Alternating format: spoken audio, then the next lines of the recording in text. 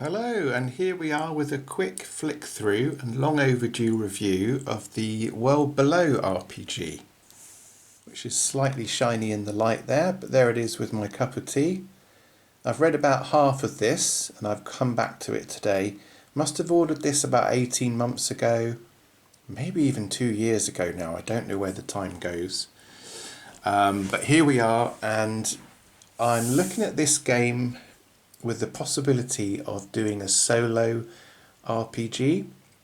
And the reason for that is I've had such a good success recently with single player for Warhammer Fantasy Battle and Black Powder, the miniatures game, where I've found that the dice mechanic keeps it entertaining enough for me that I'm not playing it in a competitive sense of wanting my character or army to win, but I'm playing in a narrative style of where the dice fall and seeing where the story unfolds. So I thought it'd be fantastic to try that with an RPG. I don't think there's solo rules in this game, but knowing Matthew Dawkins, the author of this world, there'll be so much in this volume. I mean, look how thick it is. There'll be so much in here to create a world, create a character. I know from his past work how thorough his RPGs are, and also if you follow his channel, The Gentleman Gamer, you'll know how much detail he puts into his worlds. So I thought it would be perfect for creating a character and doing a little bit of solo RPG. So I will keep you updated on that on here, but this is just a quick flick through. Developer Matthew Dawkins, and he's the writer as well, and there's a load of other writers who are listed here, and a lot of different artists. And well, just from the contents alone, it'll give you a little look into what's in the world. There's an introduction to the world below, of course. Chapter 1, the initial descent, all about the world. Chapter 2, paths into the world below, ancestry, communities and settlements, dogma, guilds, and then it's dialectics. So what dialectic do you play? What are your motivations in the world and in the game? Then after that, you've got loads on your calling. So what was your profession, I guess? What was your job? What is your job in the world? And then chapter 3 is character creation. Absolutely loads on that. There we go, look. Step 1, the concept. Step 2, the dawn. Step 3, dialectic. Step 4, calling. Step 5, personal interests. Step 6, heroic talents. And then forging the party. So obviously if you're playing as a group, that's how you work out how the characters all know each other. I think this would be the next logical step from D&D or advanced D&D.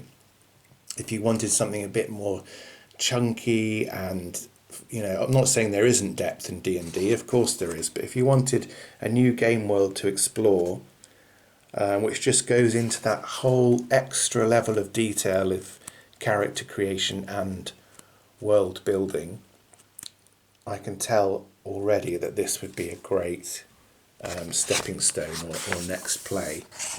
If you've only played D&D and a few RPGs, I think the world below would be a fantastic next step, I guess, in role playing. But probably if you're interested in a world like this, you're probably already heavily into tabletop RPGs. So chapter 5, survival systems, that seems to be, goodness, it's about absolutely everything. Events, crafting. Chapter 6, theses and synthesis. Oh, that must be spells and things. Glowing tattoo. Look at this. Pages and pages. Synthesis, that must be further skills. Ruby, talons, statue. Yeah, these are all skill traits. Chapter 7, chaotic sorcery. My goodness, that's got its whole chapter and grimoire there. that goes on for quite a long time.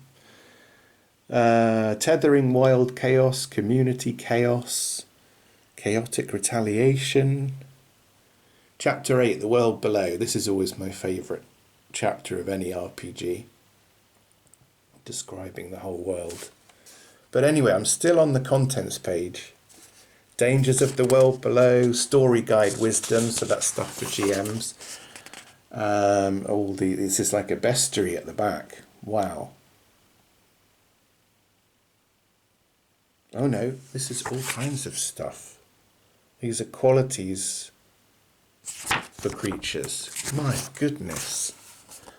And it's got a wonderful appendix as well. Exploration and excavation, cartography, map making, realm building.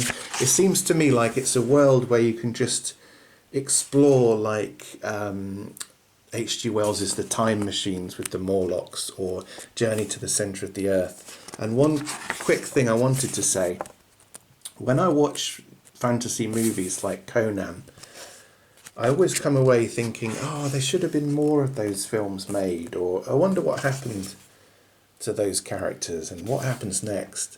And of course you can explore that in the comic book world, but actually RPGs are brilliant for just keeping those characters going, thinking about what happens next, where they might end up. With any sort of pulp genre really, or fantasy setting, I think The World Below is a really good system to use if you want to just keep delving and delving into the worlds of fantasy and adventure and travel in particular. I think this is a good one. Like, I'm only about halfway through reading it all, and I don't want to spoiler the whole thing, but yeah, I can't recommend this enough. And I've read Matthew's previous work before. He did a really good Vampire Requiem book about vampire ancestors. I can't remember what it was called now, but it was exceptionally good. Chapter 4, Game Systems, Playing the Game. So yeah, obviously if you can find a group to play it and a table and a time once a week, then even better. But for me, this is going to be my solo adventure. And I think I'm going to build like a time-travelling type character who journeys to the centre of the earth. Have a bit of a H.G. Wells theme in there. But let's just read the back quickly. You must dig, you must explore, you must build, you must map, you must defend. World Below is a complete tabletop role-playing game, including numerous playable options, StoryPath Ultra system, myriad settings, monsters, powers and ability for use in your stories. And there it is, and that is available from Onyx Path, I believe. Alright, thanks for watching.